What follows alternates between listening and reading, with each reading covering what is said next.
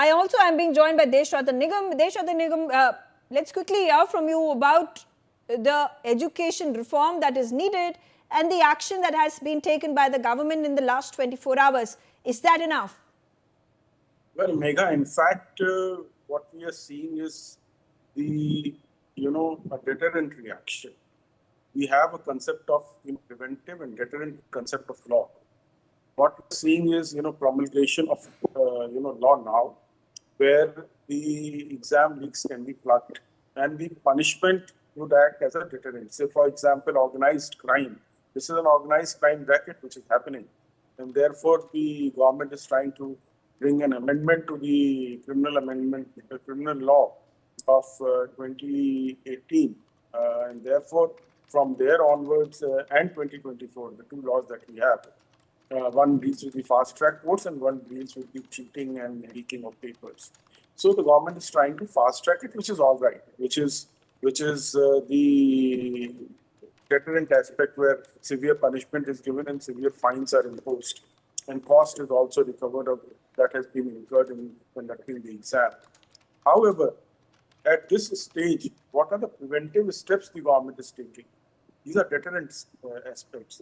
The preventive aspects which have to be there, if you recall, the budget-making process of Government of India, where everybody involved is isolated for a fixed period of time, whether there are cooks or whether there are the typists, stenographers, or the bureaucrats, everybody is isolated for a fixed period of time. Similar kind of an exercise needs to be done.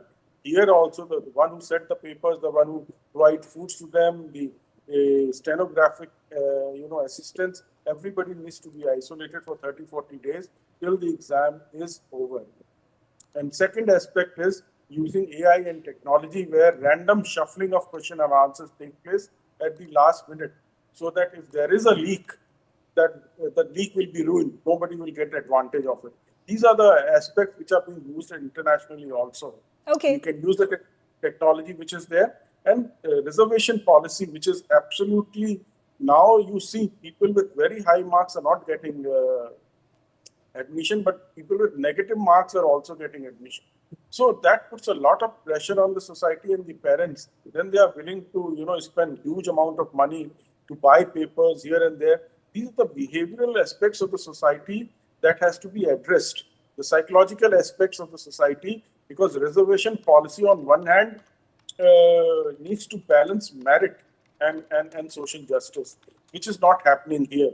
Anybody would not like to get treated by a doctor who got admission on negative marks. Certainly, I would not. So there needs to be a lot of rethinking needs to go into this kind of reservation policy, and at the same time, the process of making this papers has to be very strict, very confidential, very secure. And who are the people who have been arrested this time? They were the experts on the subject. They were the coaching mafia, the parents who spend money, the teachers who were involved. So what we require is the men of highest integrity and honesty needs to be identified, and they were the ones who should be given the charge of setting up the papers and maintaining confidentiality and security. Do you think the government has done too little too late? Why did it have to wait for these protests to escalate to take strong action? See, what happens, what is that the government of India cancelled that particular exam and was involved in, reconducting that exam, which they did it very successfully, declared the results, and now the process is on for admissions. The second aspect, they probably were focusing on how to prevent these leaks. The entire, protest today, for every one genuine student, there are 10 bad elements out there in the protest. They have completely politicized and hijacked from the people. Yes, the genuine demands needs to be addressed, but such kind of, anti-national rhetoric which is going on, anarchist, propaganda which is going on, and also the violence that has taken place, defeats the purpose for which such a protest was started by few genuine people. Yes, the government has to keep that in mind, and the government of India needs to fix accountability. And for that, proper discussion needs to take place in the parliament, and the opposition should not boycott it, should not, walk out. Have a constructive discussion, even if the amendments are being brought in. They must give suggestions so that a proper bill is presented and the act is made out of that bill. So everybody's contribution is required. It is not only the responsibility of the government, it is the responsibility of the opposition as well. Every stakeholder which is involved in this process of examination. So to say that it is only government's responsibility, I do not agree. Equally responsible has to be the opposition. Is it legitimate for the Cockroach Janata Party to demand the resignation of the education minister? See, the fact is, yes, they can always demand, but the fact is, what is the objective? The people are focusing on a person. I am focusing on the objective. There was a time when P. Chidambaram was asked to resign on a particular, even when the government, Congress government was there, UPA government. But I remember Rudy said, no, that will not solve the purpose. The objective needs to be achieved. And Mr. Pradhan had already, apologized. And the entire process was done. It is the call. See, but you think the buck needs to stop somewhere? There has to be the top authority that needs to take the responsibility as a moral responsibility.